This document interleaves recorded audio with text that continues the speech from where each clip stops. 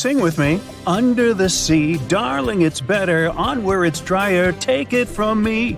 Okay, I know these are not the correct lyrics to this famous Disney song, but hear me out. The deep sea is not all about singing mermaids and dancing crabs. It's actually filled with monster-like creatures that'll give you nightmares. So, if you're ready to meet them, grab your scuba gear and let's dive into the deep, mysterious waters to discover their fascinating and scary world. With its menacing appearance, one could call this fishy the vampire of the sea. Well, named for their disproportionately large, razor-sharp fangs protruding from their mouth, fangtooths are actually quite small and harmless to humans. These choppers are actually more for catching prey than causing trouble, so there's no need to panic if you see one. And you'll be even more relieved to know that it's kind of unlikely for you to come across a fangtooth, since they are among the deepest living fish. A regular day in the life of a fangtooth looks like this. By day, they prefer to remain in the gloomy depths. Me too, fishies, me too. It's only towards the evening that they migrate toward the surface to have a feast under starlight. Ah, how romantic. And by daybreak, they return to the deep. What a chill schedule, am I right? So, as you can tell from their daily routine, fangtooths are among the more active deep-sea fishes. And by that I mean they seek out their food rather than just sitting and waiting. And thanks to their oversized teeth and mouth, hey, I can relate, they're able to attack prey that are even larger than themselves, which is very important in the very large, food-poor deep sea. Fitting to their environment, common fangtooths are dark-colored, either solid brown or black. And unlike most deep-sea fishes, they do not have light-producing organs or cells to communicate with each other or to attract their prey. Instead, they rely heavily on their sense of smell, in addition to making use of even the slightest bit of sunlight that makes it down to the depths. This light doesn't help them to see in any way, but it may be enough for potential prey to cast a shadow as they pass overhead, which lets fangtooths know they're around. Now here's one hilarious fun fact before we move on to the next creature. Fangtooths can never close their mouths because of their huge mouths and long teeth. But you know what? I would bet maybe $500 that my orthodontist would claim he could fix that too. Our next horrific deep-sea animal is as real as a kraken can get. Giant squid, which actually did inspire the legends of the kraken, live up to their name. The largest one ever recorded by scientists was almost 59 feet long. It also probably weighed nearly a ton. You would think such a massive animal wouldn't be hard to miss, but since giant squid live deep underwater, they are difficult to come by. Giant squid, along with their cousin the colossal squid, yep, they are different, have the largest eyes in the animal kingdom. They're somewhere around 10 inches in diameter. In other words, they are around the size of dinner plates. Peekaboo! Having such large eyes allows them to detect objects in the lightless depths of the ocean, where most other animals would see nothing. Nada, zippo. Giant squids have 8 arms and 2 long feeding tentacles that help them seize their prey. These tentacles are tipped with hundreds of powerful sharp teeth and are often double the length of their body. This helps them to snatch prey up to 33 feet away. Hey there, come a little closer. Most of what we know about giant squids come from those that floated to the surface and were found by fishermen. After years of research, it was only in 2012 that a group of scientists were able to successfully film a giant squid in its natural habitat for the first time. Yet again, the giant squid continues to remain largely a mystery due to their inhospitable deep-sea habitat. And maybe they're shy. Speaking of squids, this species is basically the space creature of the ocean. So, it's only been about 20 years since the big fin squid family was officially described by scientists, and there are still plenty of facts about them that are yet to be discovered. However, the big fin squid sightings as deep as 20,000 feet below the surface suggest that they can live deeper than any other known squid. You know what? Let's scratch the word space creature and call them the disco dancers of the deep sea to make things less scary. Because of their long, slender arms, adorned with extravagant rib-like fins, kind of make them look like they're ready to hit the dance floor. Anyway, these boogie arms and tentacles are estimated to max out at just under 30 feet. Aside from the estimations though, the largest known big-fin squid was actually 21 feet long, with 20 feet of that being its arms and tentacles. How exactly a big-fin squid uses them is still unknown, but scientists think they like to use them to trap prey that bump into them as they hang down in the water below their body or drag along the seafloor. There are only around a dozen confirmed big-fin squid sightings worldwide, so you can just relax, because the chances of you getting hugged by a big-fin squid are close to impossible. But I can't guarantee anything regarding your nightmares. Now, these are not one of your regular Jaws sharks. Let's start with the most strange fact about a frilled shark. It's considered a living fossil because of its primitive anatomic traits. That actually makes more sense once you learn that this species has been around for 80-some million years. So I have both good news and bad news. Frilled sharks live in the open ocean and spend much of their time in deep, dark waters far below the surface. However, they do feed at the surface of the ocean at night. When hunting food, they move like an eel, bending and lunging to capture their prey. And they can actually swallow it as whole, even if it is larger than their own size. This is all thanks to their long and flexible jaws, which are equipped with 300 recurved needle-like teeth. Okay, I am somewhat freaked out now. Unlike the rest of the deep-sea creatures I've talked about, frilled sharks might sometimes accidentally get caught in nets. So if fishing is your thing, beware. This telescope won't help you see the stars and the planets. With its protruding eyes and elongated body, this little swimmer looks like it's wearing a pair of underwater binoculars, hence the name the telescope fish. Found in cold, deep tropical to subtropical waters worldwide, they're known to be the species that undergoes one of the most drastic transformations in fishes.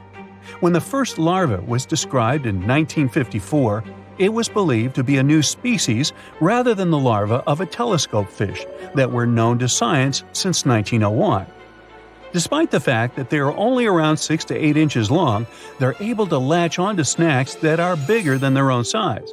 That is thanks to their massive and highly stretching jaws, making up most of the size of their head. These large prey are then folded in half to fit in their expandable stomach. In 1925, scientists found a 5.5-inch long fish inside the stomach of a 3-inch long telescope fish, which they described as neatly folded. Despite all this, their cylindrical tube-shaped eyes are still the most fascinating and bizarre features of telescope fishes. Their specific shape increases light collection to help them detect their prey's weak bioluminescence even from a distance. But although their eyes are good for seeing things in the twilight, they're especially great at seeing silhouettes from below. That's why they orient themselves vertically in the water. Now, I have to admit they look kind of cute if you ask me. Sort of like uglier versions of Minions. Yeah, right? For years, scientists have been struggling to explain bizarre sounds, some repeating, some heard only once, that come from the dark depths of the ocean.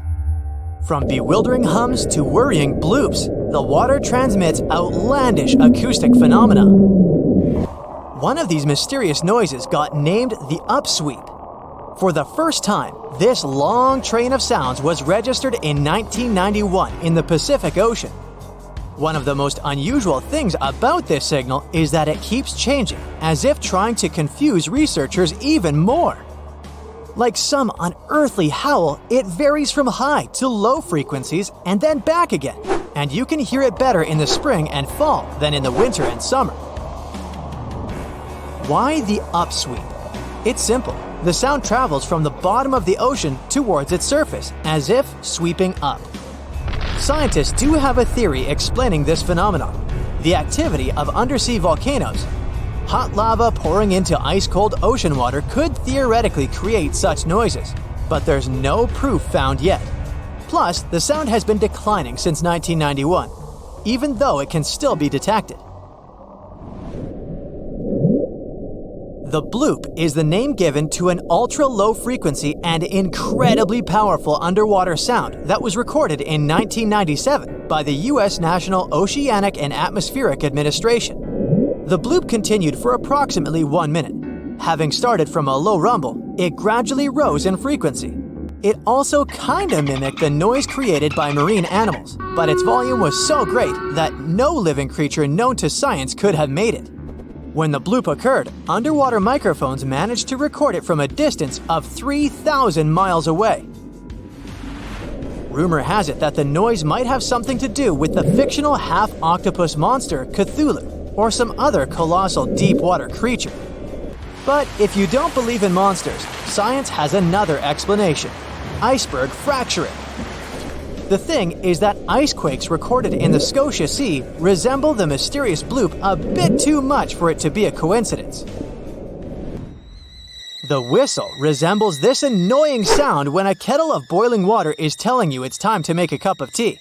But even though it may not be as blood-curdling as some other bizarre ocean sounds, it doesn't make it any less mysterious. Plus, the whistle is very elusive. In 1997, only one underwater microphone was able to pick it up, and therefore, researchers didn't manage to pinpoint the source of the noise. The most likely cause of the sound is an eruption of one of the submarine volcanoes. Have you ever heard of Julia? No, not your neighbor. I'm talking about this otherworldly sound. Listen to it. It was recorded in 1999 by the U.S. National Oceanic and Atmospheric Administration. The source of the sound was most likely a large iceberg that ran aground somewhere in Antarctica. The sound was so loud that it was heard over a huge territory, and its duration was about 2 minutes and 43 seconds. Slow down. That's the name given to a sound recorded in 1997 in the equatorial Pacific Ocean.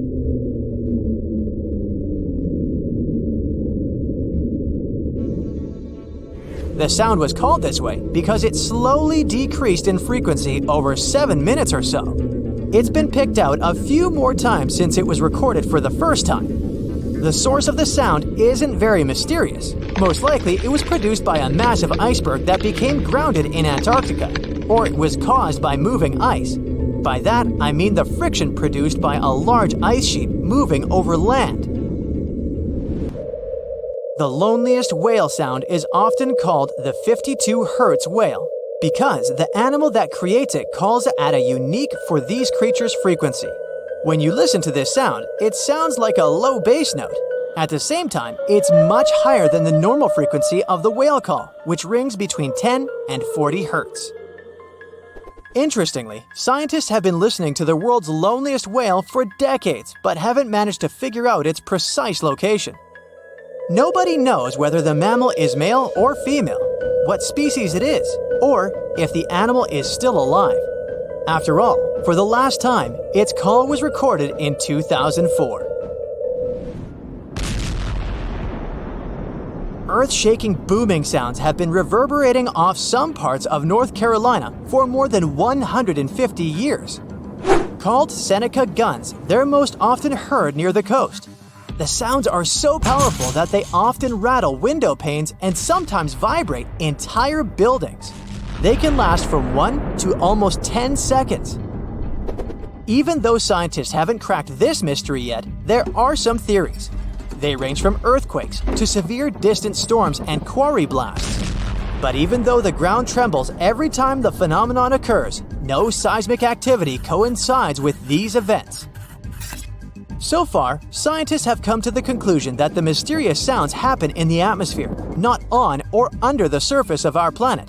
If this theory is true, bolides might be the answer. These extremely bright meteors often explode once they enter Earth's atmosphere. Or Seneca guns might be born in the ocean. Sometimes, when enormous waves collide far away from the shore, you can hear it, even if you're nowhere near the coast. Seneca guns are a type of skyquakes. You don't need to travel to a particular part of the world to hear one of those. Mysterious sonic booms ramble from the sky everywhere, from the US to India and Japan. Just like Seneca guns, this sound phenomenon occurs mostly near the coast or a big body of water. Rattling glassware and windows in the nearby houses, skyquakes could be connected with ultra-fast airplanes breaking the sound barrier. But people started hearing the first skyquakes in 1824. The theories trying to explain this phenomenon include sand dunes shifting, meteors entering the atmosphere, distant volcanoes erupting, Earth's crust cracking during earthquakes, and even gas bursting out of underground vents in the sea or lake bottom.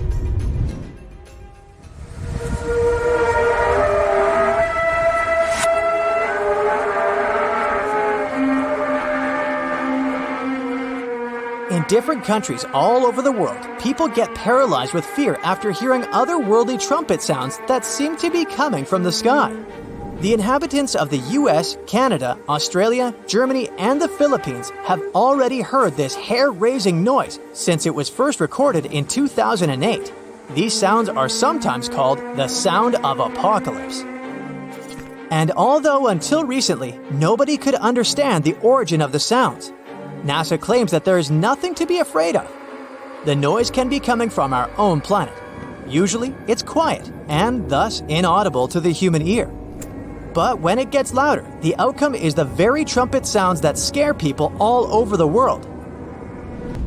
Bristol hum started in the 1970s when hundreds of Bristol inhabitants began to talk about a bizarre noise audible only at night. The noise was a low-level hum, and nobody could identify or trace the source of the sound. But the strangest thing about the noise was that one day, it stopped as abruptly as it started. But not before people in other towns across Britain reported hearing similar sounds. Some time ago, the mysterious sound returned. In 2015, a group of French scientists claimed that they had solved the mystery of the Bristol hum. They stated that the culprit was ocean waves that made the ocean floor vibrate.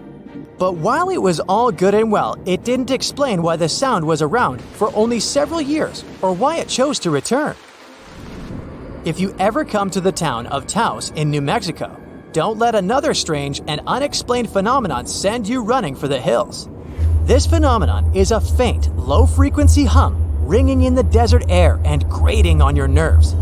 Even stranger, only 2% of people who live in Taos hear this noise. But for those who do, it's unstoppable torture. On top of that, everyone describes the sound in a different way, from a quiet whir to an eerie hum or even persistent buzz. And while some people believe that the Taos hum is the result of unusual acoustics, the others suspect a bad case of mass hysteria. No one has located the origin of the hum yet.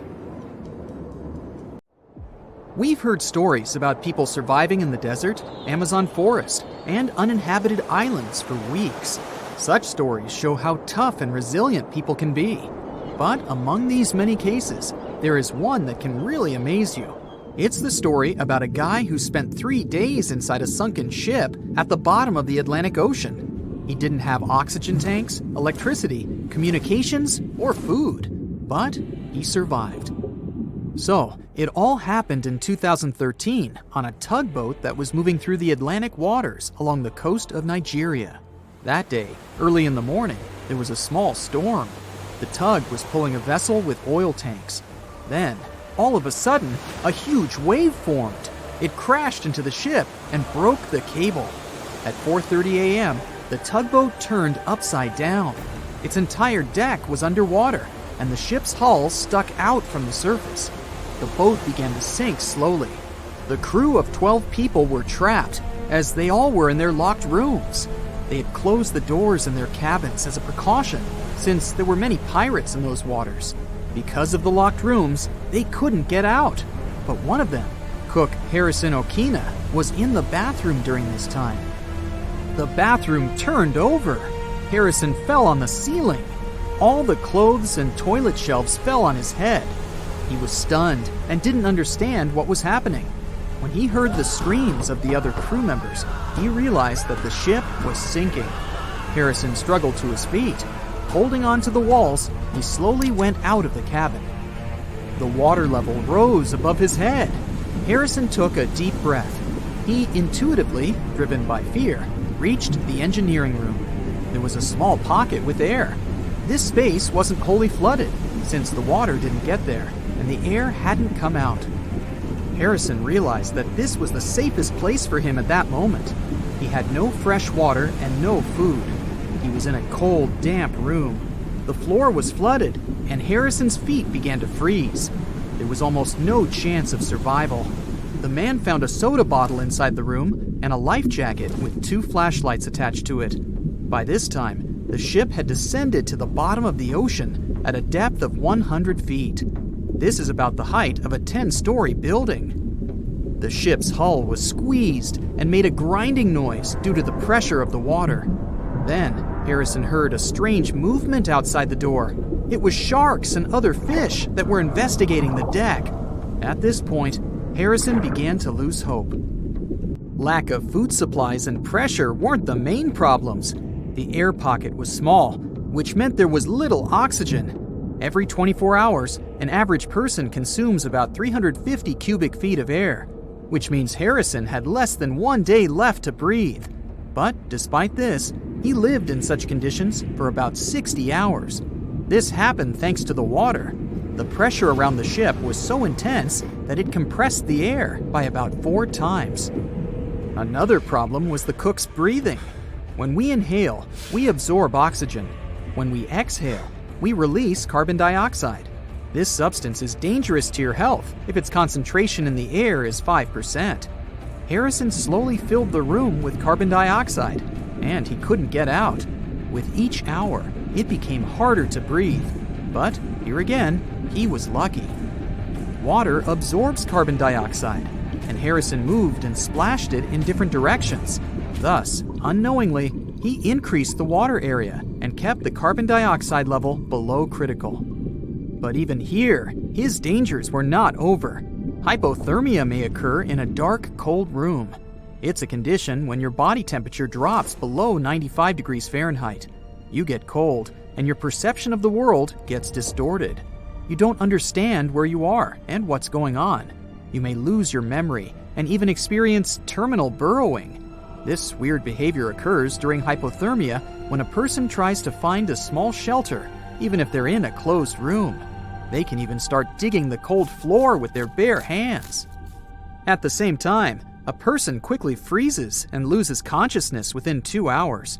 Harrison's room was filled from below with icy water.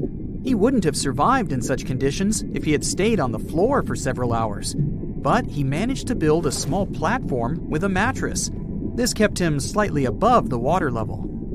With each passing hour, fear and despair more and more bound the survivor's mind. He couldn't get out for many reasons.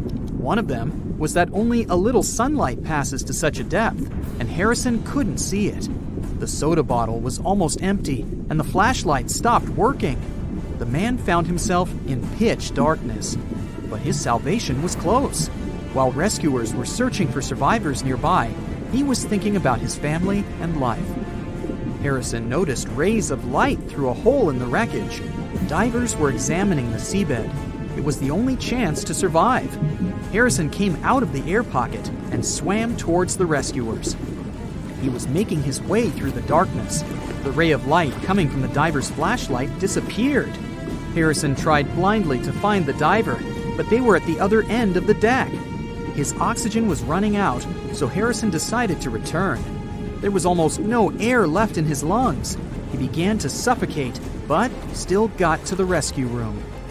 The main thing was not to despair. It was his only chance for salvation. After catching his breath and replenishing the oxygen supply in his lungs, Harrison made a second attempt. He got out of the room and noticed the diver. He swam towards them with all of his might. The lifeguard didn't see Harrison, so the cook knocked on his neck from behind and grabbed his hand tightly. The diver was initially scared, but he realized a living person was in front of him. Harrison swam to his room and led the lifeguard as his oxygen ran out. You can easily find a recording from the diver's camera on the internet, where the frightened Harrison was in his rescue room during a meeting with the diver. The rescuers gave him an oxygen mask. They didn't believe there was a living person in front of them. Harrison couldn't immediately get to the surface because of the pressure. He spent about 60 hours on the seabed, so he needed to change the pressure levels slowly to prevent damage to his health. Therefore, the divers put him in a decompression chamber to gradually reduce the external pressure. Then, when Harrison got out, he saw the stars. The cook thought that he had been at the bottom of the ocean all day, so he was surprised when he found out that he had been underwater for 60 hours. Also, he thought that all the crew members had forgotten about him and left the ship at the beginning. Many years have passed since then, but Harrison still has nightmares about his air room. Sometimes he wakes up in the middle of the night and tells his wife that the bed is sinking and they're now at sea. A similar case occurred in 1991 with scuba diver Michael Proudfoot. He was studying a sunken submarine off the coast of Baja California. During this dive, he accidentally broke his breathing regulator and deprived himself of oxygen reserves. Michael couldn't get to the surface because he was too deep. He wouldn't have had enough air in his lungs. Fortunately, the diver found an air pocket inside the ship. He swam there and waited for rescuers. For 2 days, he was underwater in complete darkness. He ate raw sea urchins and drank a small amount of warm water from a found pot. Fortunately, rescuers found him. Michael Proudfoot got out of the trap and stayed alive.